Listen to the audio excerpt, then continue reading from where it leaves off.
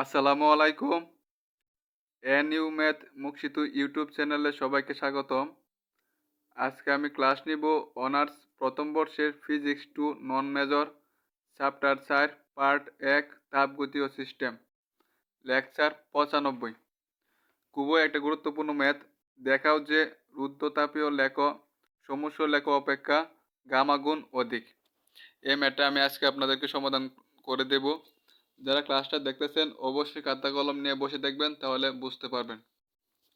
প্রথমে যে বিষয়টা আমাদের দেখতে হবে, রুদ্ধতাপীয় লেখ কি এবং কি সমস্য লেখ কি ওইটা। তাহলে দেখেন, সমস্য প্রক্রিয়া হয়েছে আপনার যে প্রক্রিয়ায় তাপমাত্রা কি স্থির থাকে কিন্তু চাপ ও আয়তনের পরিবর্তন আহ, হয়, অর্থাৎ পিবি পরিবর্তন হয়, তাকে কি বলে? সমস্য প্রক্রিয়া বলে।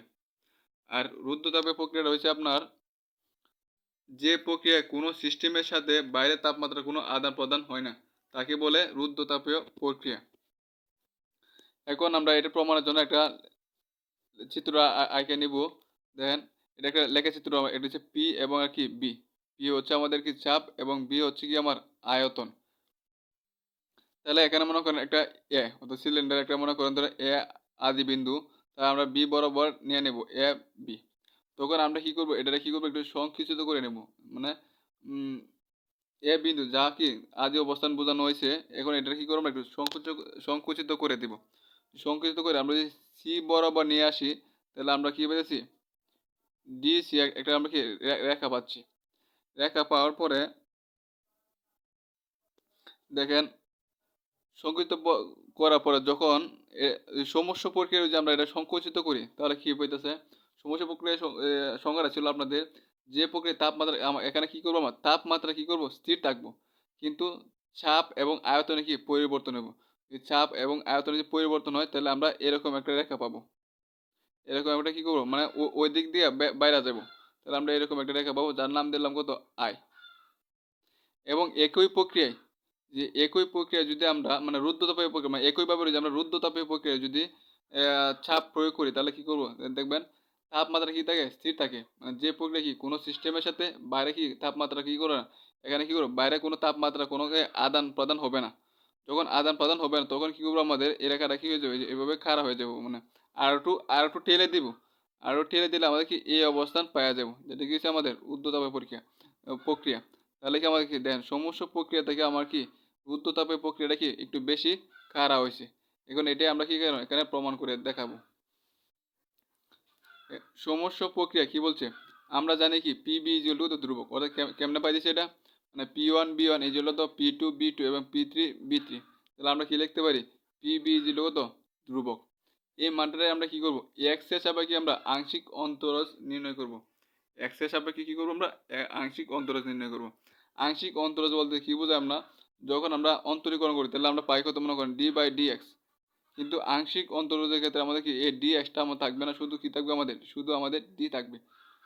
ঠিক একইভাবে দেখেন, আমার যে ইউবি আকারে যে নির্ণয় করি, তাহলে পিটা স্থির থাকবো, বিটা কি অন্তরীকরণ। তাহলে আমার আশা কথা ছিল কি আমাকে ডি বাই ডি এক্স, কিন্তু যেহেতু এটা আমার আংশিক অন্তরজ, তাহলে আমার কি ডি এক্সটা কি থাকবে না। প্লাস বিটা স্থির রয়েছে এবং এই পিটারে কি করবো, আমরা আংশিক অন্তরজ করবো। তাহলে কি হবে, বি ডিপি ইজিল কত, জিরো।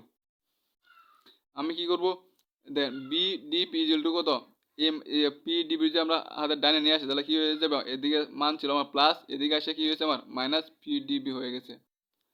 তাহলে আমরা কি করব, বিটা রাখলাম, ডিপি আর ডিপির নিচে আমরা কি করলাম, এই ডিপিটা এখানে নিয়ে আসছিলাম আর এর মাধ্যমে, ইজিল কত, মাইনাস পি আছে। এই পিটা এই বিটা আমরা সরাই দেবো, তাহলে আমরা কার মান বের করবো, এখানে ডিপি বাই কত, ডিবি। ডিপি বাই ডিবি ইজিল কত, মাইনাস পি, আর এই বিটা কি করবো, আমরা নিচে আসে যাবো। এটা আমরা 1 নং সমীকরণ দিয়ে রাখলাম।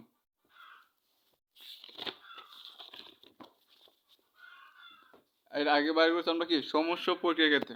এখন থেকে আমরা জানি কি রুদ্ধতাপীয় প্রক্রিয়া ক্ষেত্রে আমরা কি পিবি গামা ইজিল কত, ধ্রুবক। পিবি গামা ইজিল কত, ধ্রুবক। এখন এই মানটারে আমরা কি করব, এক্স এর সাপেক্ষে কি করব, আমরা আংশিক অন্তরজ নির্ণয় করব। যদি এক্স এর সাপেক্ষে আংশিক অন্তরজ নির্ণয় করি, তাহলে আমরা কি পাবো, এখানে যদি অন্তরীকরণ করি, তাহলে আমরা মনে করো অন্তরীকরণ ডি বাই ডি এক্স ইজ হলো পিবি গামা, ইউবি সূত্র প্রয়োগ করছি। পিটা স্থির রয়েছে, এইটার আমরা কি করছি, অন্তরীকরণ করছি। প্লাস এতটুকু আমাদের স্থির রয়েছে, পিটা কি করছি, আমরা অন্তরীকরণ করছি। তাহলে পি স্থির রয়েছে, এটা যদি আমরা অন্তরীকরণ দিলে মানে x two the power N এর এক্স এর অন্তর এনটা সামনে আসছে মানে গামার সামনে আসছে এবং গামা থেকে কি করছে আমার এক কমছে, এটা তো আর এক্স নাই, এটা হচ্ছে আমার বি। তো বিটা যদি আবার অন্তরীকরণ করি তাহলে আমরা কি পাবো D B plus B to the power gamma C রয়েছে পি এর করলে কি হবে আমাদের ডি পি।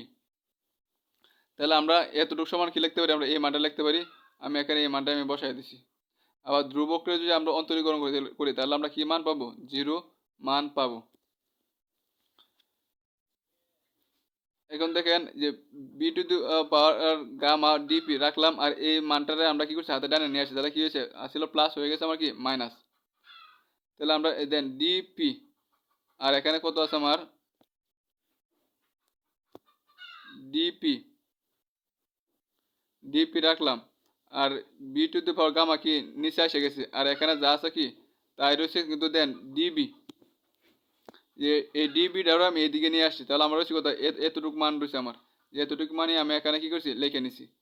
লিখে নেওয়ার পরে সূচকের নিয়মে দেখেন মাইনাস পি গামা আছে, এখন দেখেন বৃত্তি দেখেন এখানে বি আছে এখানে বি আছে, ওই যে বৃত্তি এক হয়ে বাঘ তাহলে কি হয়ে যায় আমার বিগ হয়ে যায়।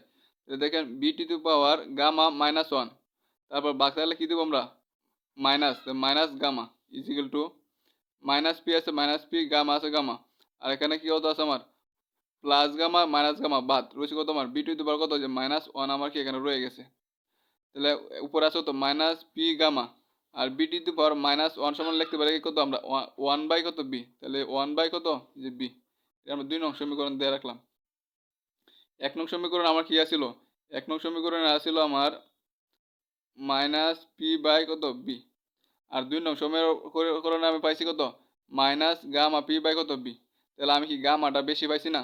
এখন যদি আমরা সমীকরণ 1 ও 2 তুলনা করি, 1 নং এবং 2 নং সমীকরণ তুলনা করি তাহলে আমরা কি পাবো 2 নং সমীকরণ দেখেন কি গামা বেশি, আর এই গামা বেশি আমরা কখন পাইছি দেখেন রুদ্ধতাপের প্রক্রিয়ার ক্ষেত্রে আমরা কি পাইছি গামা মানটা কি বেশি পাইছি। তাহলে আমরা বলতে পারি কি রুদ্ধতাপীয় লেখ সমস্য লেখ অপেক্ষা কি গামা গুণ অধিক।